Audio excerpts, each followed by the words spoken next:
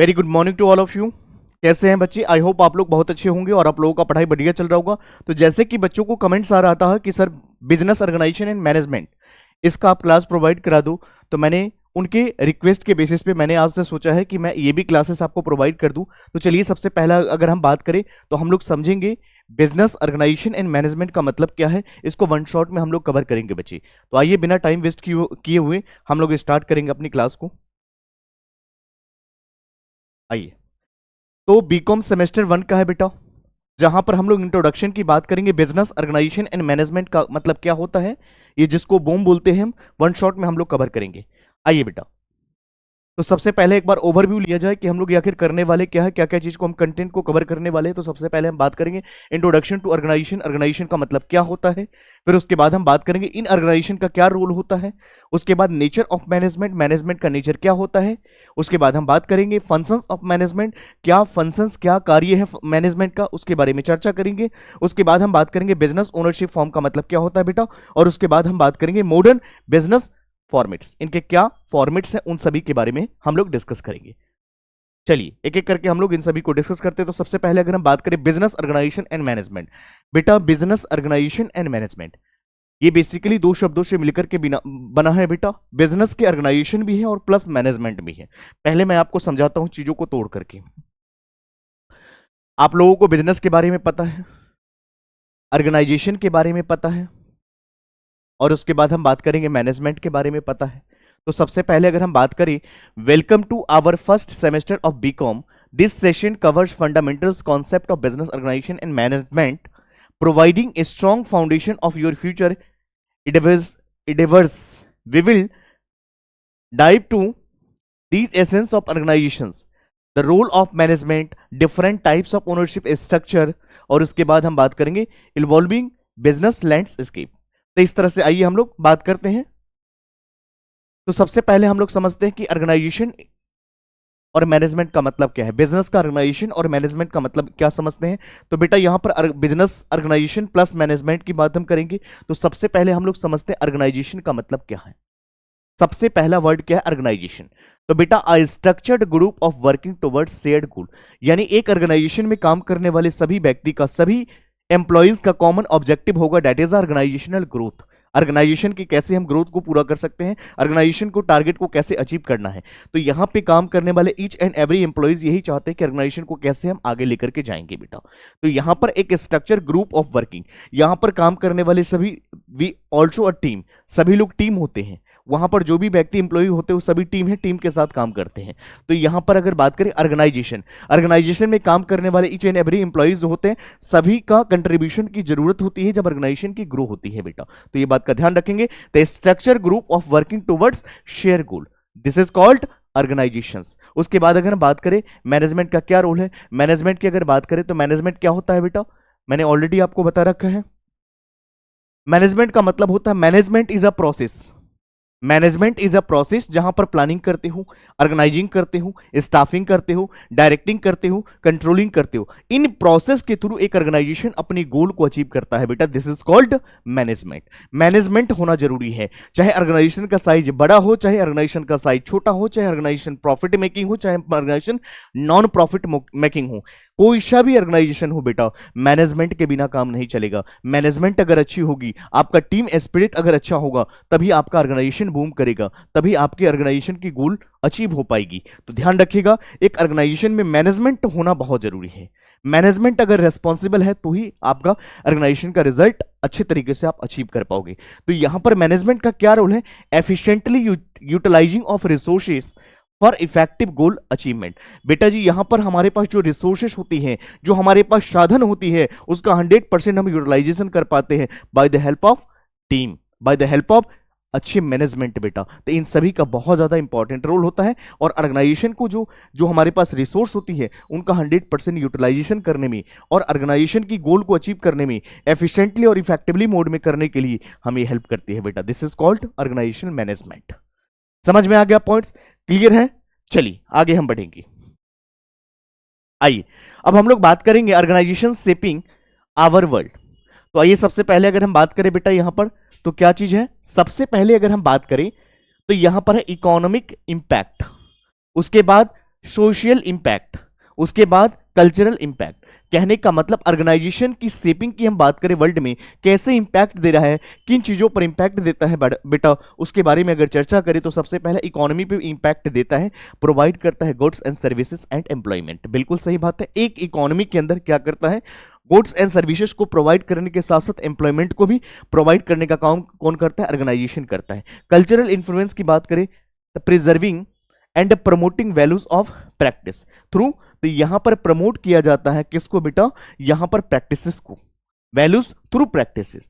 Social impact की बात करें contributing societies as well being, तो सोसाइटी अगर हम बात करें सोसाइटी में रहने वाले जो लोग हैं उसका भी ऑब्जेक्टिव होता है एक बिजनेस ऑर्गेनाइजेशन के प्रति, वो चाहते हैं कि हमारे समाज में जो गुड्स दिया जाए वो रिजनेबल प्राइस पे दिया जाए, जो गुड्स डिलीवर किया जाए वो स्टैंडर्ड क्वालिटी का होना चाहिए। तो कहीं ना कहीं समाज में रहने वाले लोग भी आपसे एक्सपेक्टेशन रखते हैं, तो एक ऑर्गेनाइजेशन को उन सभी को भी फुलफिल करना होता है बेटा।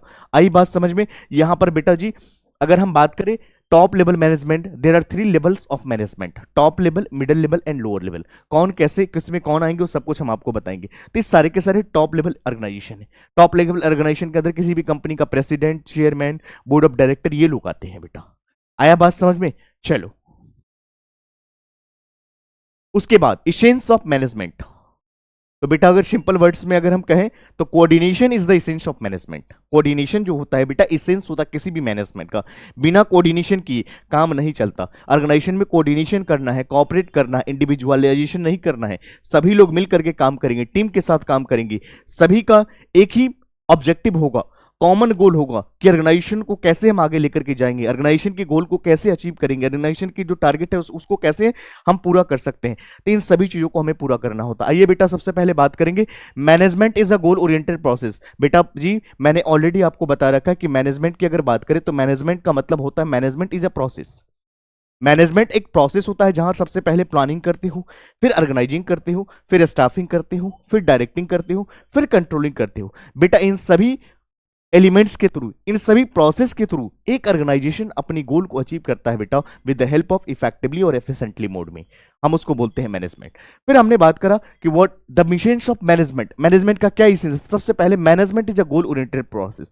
बेटा मैनेजमेंट का गोल होता है, इसका ऑब्जेक्टिव्स होता है, इसका विजन होता है, इसका टारगेट होता है। तो management is a goal oriented process, तो focusing achieving the desire objectives. बिल्कुल सही बात है, वो अपने डिजायर और ऑब्जेक्टिव्स को पूरा करते हैं।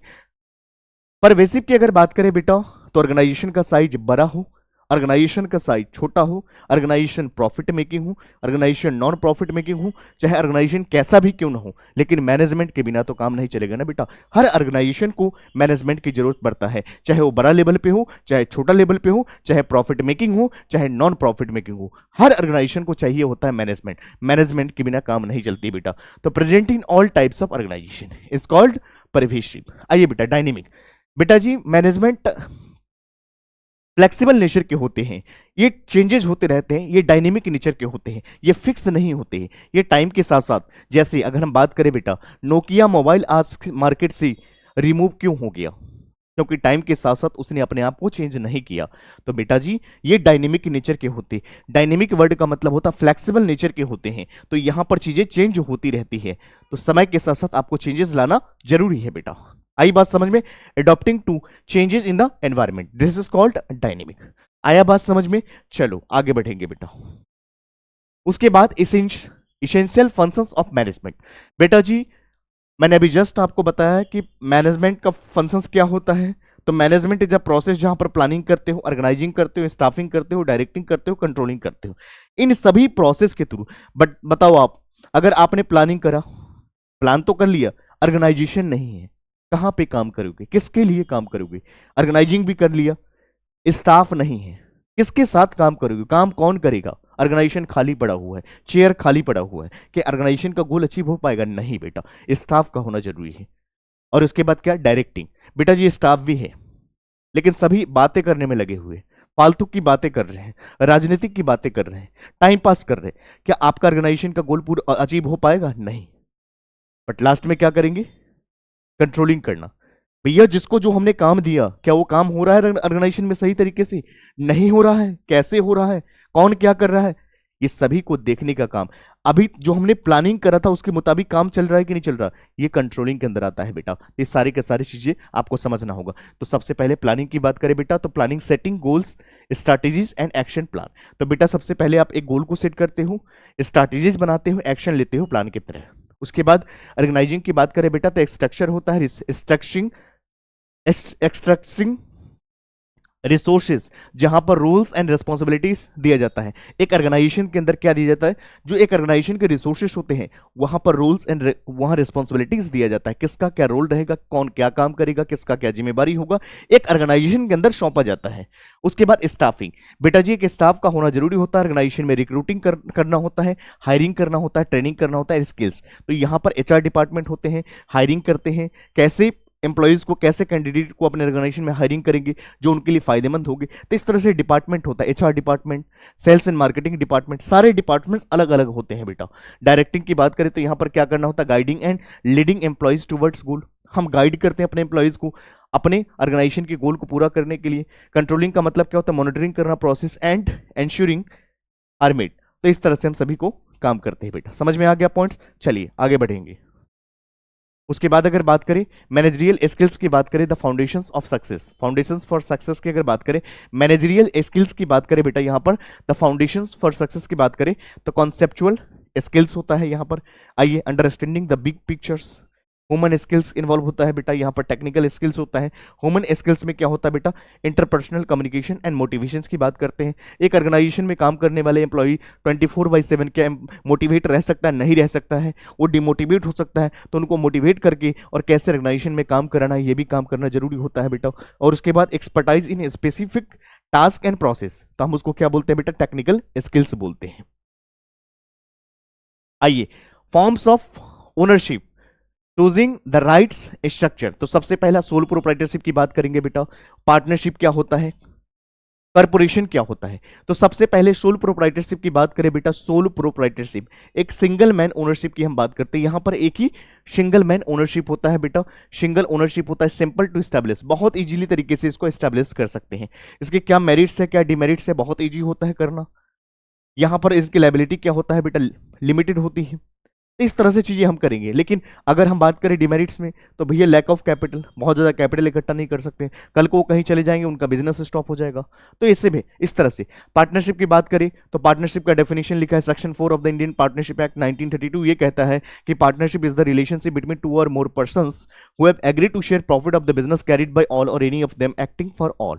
तो यहां पर पार्टनरशिप का डेफिनेशन मेंशन है बेटा, इंडियन पार्टनरशिप एक्ट 1932 कहता है बेटा, the two or more owners and share profits are responsibility. Corporation का मतलब क्या होता है, separate legal entity owned and share holders. बेटा जी हम इसको क्या कहते हैं, कॉर्पोरेशन कहते हैं। आई बात समझ में? चलिए आगे बढ़ेंगे। उसके बाद अगर बात करें, यहां पर देखिए evolving business formats, adopting the digital age. आइए बेटा सबसे पहले हम बात करते हैं, यहां पर सबसे नंबर 1 में है bricks and mortar, physical stores है, ट्रेडिशनल मॉडल्स है। सेकंड में बात करें बेटा, यहां पर click, online business, e commerce का दुनिया आ चुका है, आजकल चीजें इजी हो चुका है, घर पे बैठे सब कुछ आप मंगवा सकते हैं।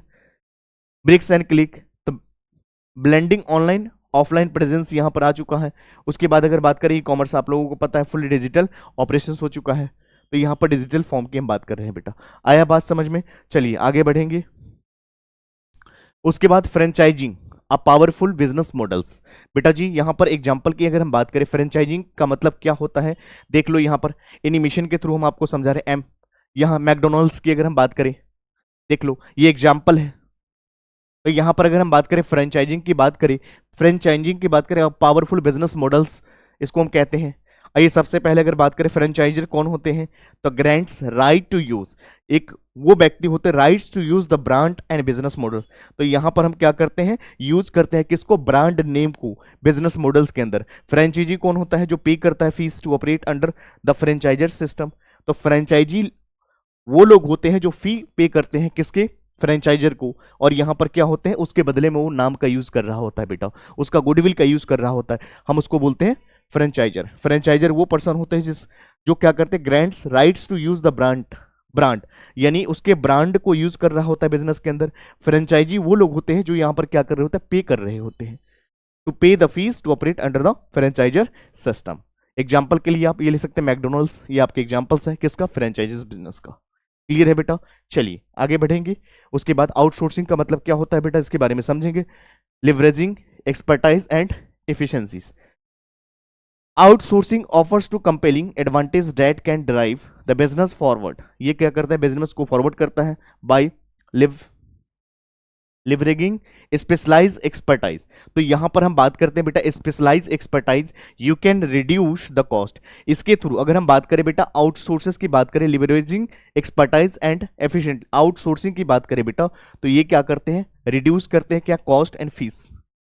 तो ये कम कर देते हैं, इसकी मदद से अगर हम काम करेंगे तो हमारा कॉस्ट भी यहां पर कम हो जाएगा। Valuable resources to focus your core business activities. तो यहां से आपका बिजनेस एक्टिविटीज जो होता है बहुत ज्यादा, यहां पर अगर कॉस्ट की बात करें तो यहां पर बहुत ज्यादा रिड्यूस हो जाता है, कहां पर, आउटसोर्सिंग के अंदर बेटा।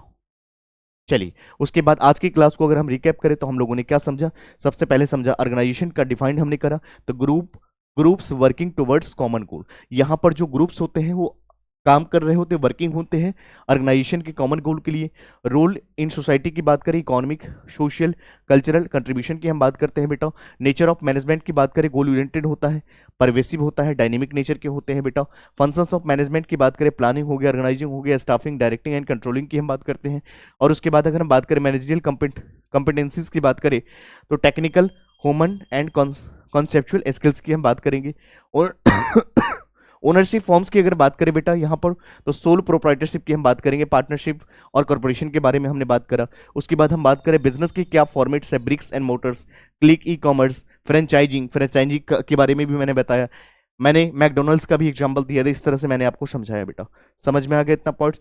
चलिए बाकी हम लोग बात करेंगे अगले चैप्टर के साथ, मिलते हैं। कोई नया चैप्टर हम लोग स्टार्ट करेंगे, यहाँ तक आप लोग रिवाइज कीजिए। कोई भी आपका कमेंट्स होता है, कोई भी आपका डाउट्स होता है, हमें कमेंट सेक्शन में बताएं। और आपको हमारी क्लास कैसी लगी जरूर बताइएगा। और बाकी आप लोग पढ़ाई करिए, आप लोगों का फोकस पढ़ाई पे होना चाहिए। बाकी हम लोग मिलते हैं अगली क्लास में।